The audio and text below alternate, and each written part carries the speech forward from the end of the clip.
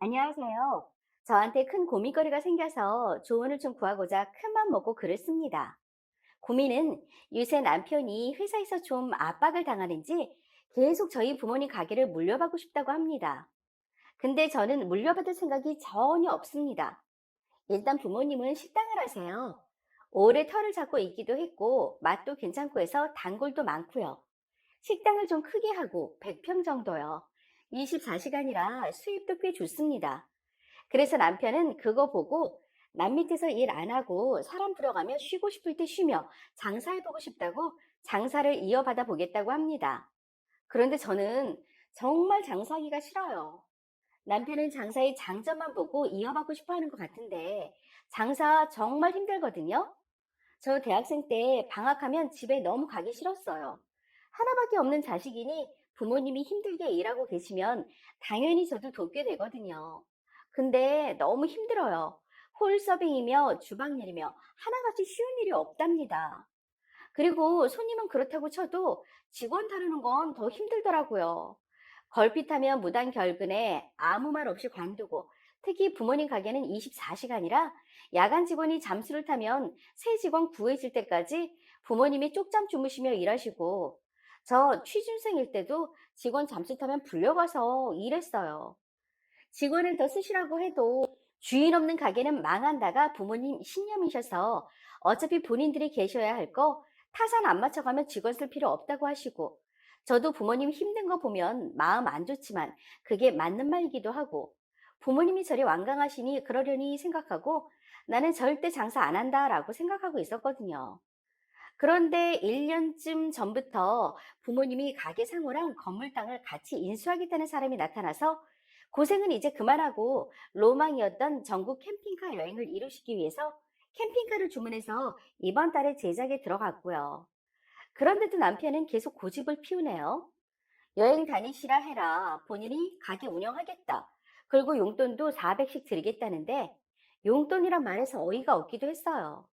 솔직히 남편이 이어받으면 하나부터 열까지 다 알려줘야 되는데 완벽히 하려면 1, 2년은 걸릴 거고 게다가 부모님 성격상 절대로 남편한테만 맡겨두지 못하시고 가게 나오실 것 같아요. 전 남편을 너무 사랑하고 그이가 힘든 걸 보는 게 안타깝긴 하지만 저희 부모님 이제 고생 그만하시고 여생을 즐기며 사셨으면 좋겠거든요. 이 모든 걸 차분히 얘기해도 남편은 내일 부모님 찾아뵙겠다고 합니다. 하나밖에 없는 사위가 설득하면 맘 약하신 부모님은 그래 보자꾸나 할 것 같고요. 하소연을 하다 보니 글이 많이 길어졌습니다. 제가 뭐라고 해야지 남편을 잘 설득할 수 있을까요? 제발 조언 좀 해주세요. 남편 퇴근 후 조언들 참조해서 협의점을 찾고 여러분이 궁금하진 않으시겠지만 결과도 올리겠습니다. 후기입니다. 많은 분들이 관심 가져주시고 쓴소리 많이 해주셔서 어제 남편 퇴근하고 얘기 길게 했습니다. 제가 글은 처음 써보는 거라 내용이 좀 미흡한 면이 많았습니다. 죄송합니다. 장사는 부모님이 대학생 때부터 회사 다니기 전까지 저에게 이어가라고 권유하셨어요. 저는 너무 싫어서 얼른 취업했고요. 아이 가지고 휴직하던 중 부모님이 건물을 매입하셔서 저에게 원룸 관리를 맡기시고 싶으시다고 하셔서 아예 퇴직을 한 상태입니다. 집은 원룸 건물 주인 세대에서 지내고 있고요.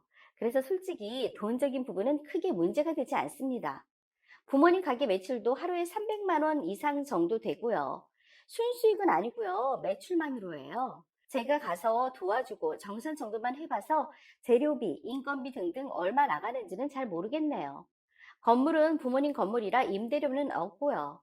경제적으로 여유롭다 보니까 남편 보고 회사 때려치우고 싶으면 그만두고 원룸에 청소 이모 쓰지 말고 우리가 원룸 관리하자 했는데 남편은 너무 저희 집에 기대는 것 같다며 부모님 용돈 챙겨 드릴 거랑 애기 분유값은 자기가 벌고 싶다고 계속 회사를 다녔어요.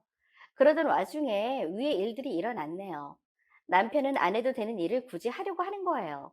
항상 시댁 식구들이나 남편이나 저희 친정이 길을 못 펴고 살았어요. 정말 저를 떠받들듯이 해요.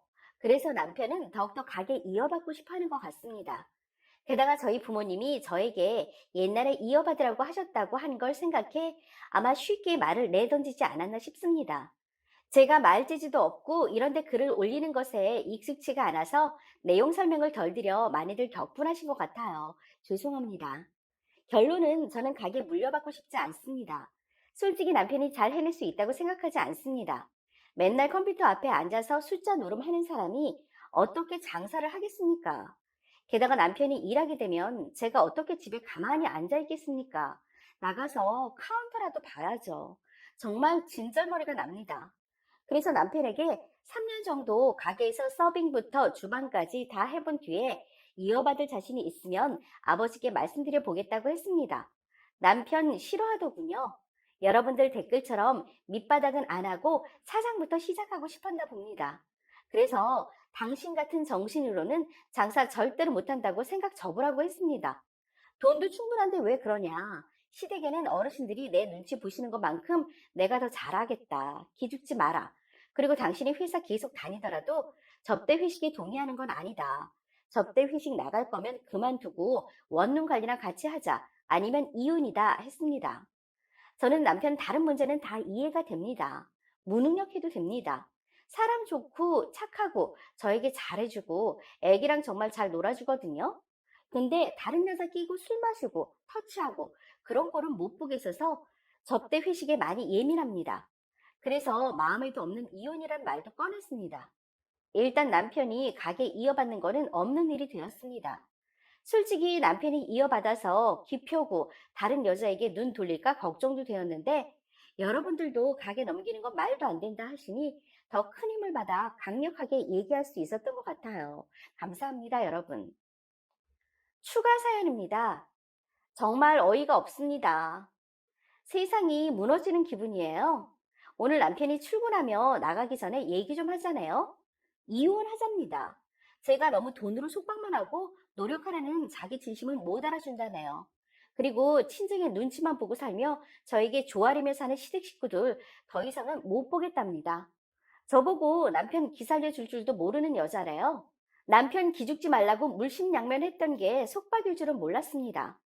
저 이 남자 능력 이런 거 안 보고 사람 선한 거, 저를 사랑하는 거, 보호받고 있다는 느낌, 이것만 보고 결혼 결정했습니다. 첫 만남도 가게에서 술병 끼시고 난리치던 손님에 어쩔 줄을 몰라 벌벌 떨고 있는데 남편이 좋게 좋게 보내는 거 보고 치료비 드린다며 연락처 받아내 제가 먼저 연락했었습니다. 솔직히 외모도 좋긴 좋았습니다. 제가 자랑할 만한 외모는 아니지만 남편은 자랑할 만한 외모거든요. 저는 남편이 진정으로 절 사랑하는 줄 알았어요. 근데 저희 모든 행동을 속박으로 느낀다니. 저 정말 시댁에 잘하고 살았습니다.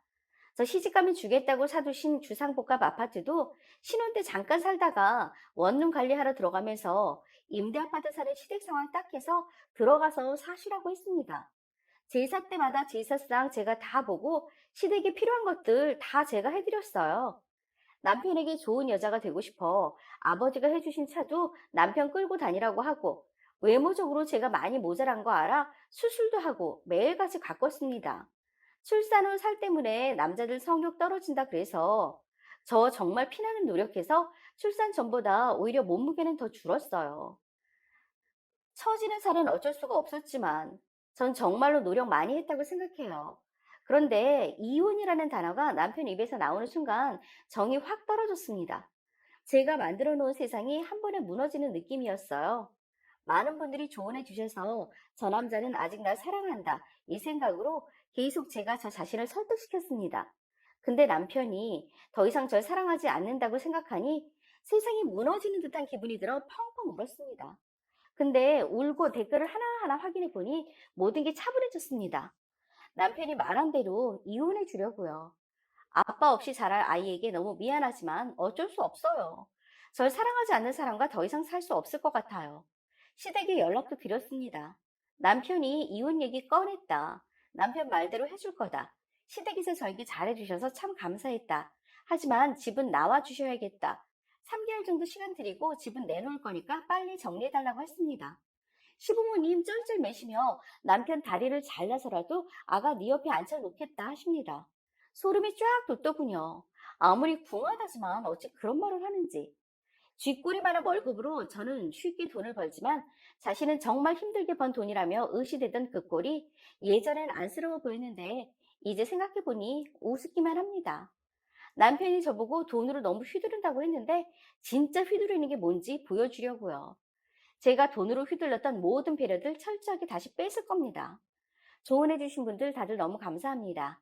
여러분의 조언이 없었다면 아직도 난 못났으니 남편에게 맞춰줘야 한다라고 제 자신을 억압하고 있었을 겁니다. 정 떨어지고 보니 남편도 세월에 얼굴이 많이 무너졌더군요. 잘생겼던 얼굴은 푹 사가있고 훤칠한 떡대는 이제 살집으로 남았습니다. 10년 동안 제 못난 외모 때문에 남편에게 다 맞추고 살았던 게 너무 후회됩니다. 이젠 애 하나만 보고 편하게 살 겁니다. 정말 감사합니다. 친정에 다녀왔습니다. 점심시간에 갔는데 가게는 여전히 바빴고 어머니께 해장국 하나 내와달라고 부탁드렸어요. 먹으려는데 단골분들이 딸내미 아니면 반겨주시더군요. 부모님이 10년 넘게 20년이 다 되도록 조금씩 키워오며 어릴 때부터 봐왔던 이런 좋은 곳을 남편한테 넘길 뻔했다는 게 너무 후회되었습니다.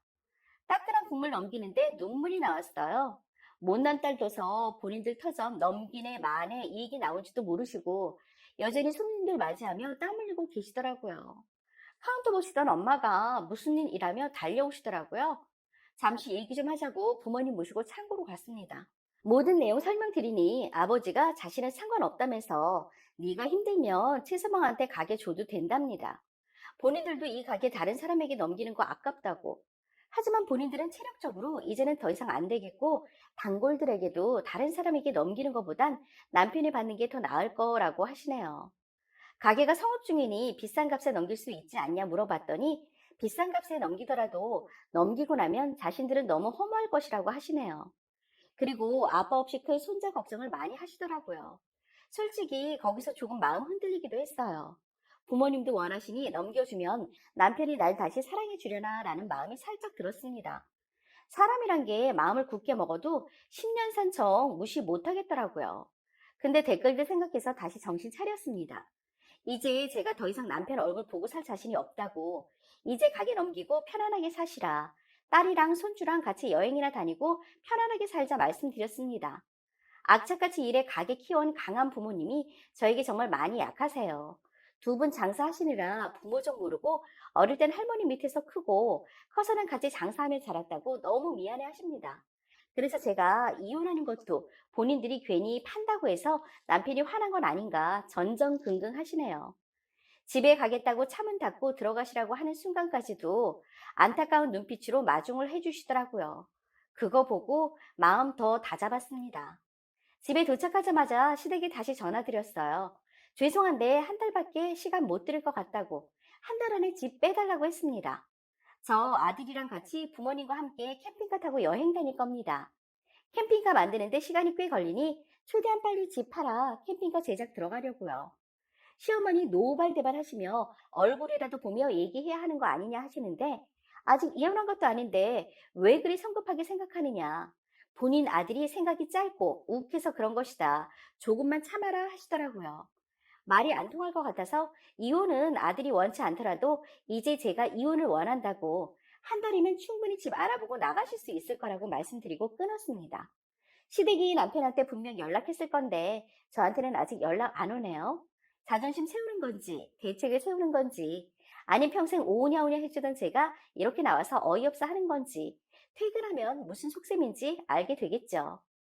오늘 아침부터 지금까지 너무 많은 일들이 일어났네요. 머리가 터질 것 같지만 변호사에게 이혼 상담 신청해놔서 곧 가봐야 하네요. 한숨 자고 가고 싶은데 나중에 처리하고 꿀 같은 잠 자야겠습니다.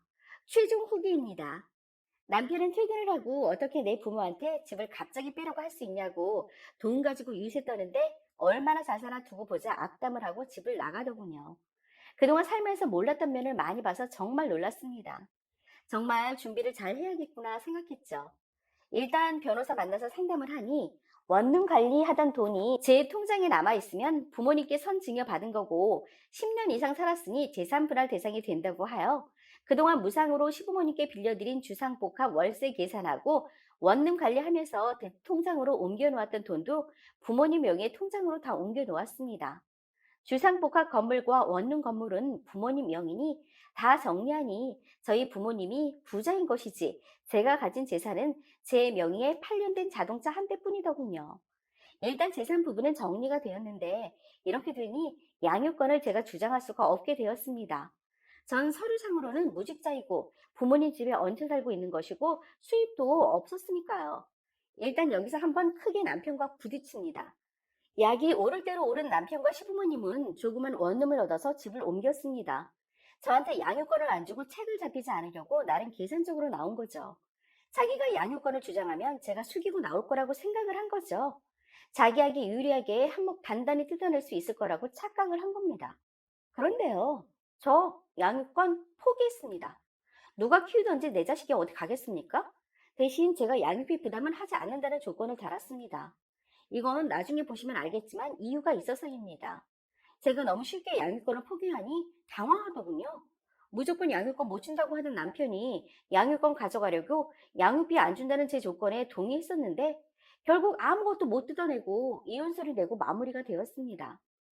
남편의 계산은 양육권만 자기가 가지고 있으면 이혼 숙려 기간에 제가 조만간 숙이고 나오고 자기가 원하는 조건대로 좌지우지할 수 있을 것이란 계산이었던 것 같습니다. 저도 압니다. 남편이 진짜 이혼하려고 한 게 아니라 저에게 기싸움하고 있는 걸요. 그런데 제가 누굽니까? 수십 년 장사하던 장사꾼 딸입니다. 저도 당연히 계산이 있죠. 전 남편 월급은 제가 여유로워서 자기 집 생활비에, 용돈에, 자기 용돈으로 전부 쓴 사람입니다. 10년 동안 집거리 월급을 가져오긴 했어요. 100만 원 가져오면 대신 가져가는 게 150만 원인 게 탈이지만요.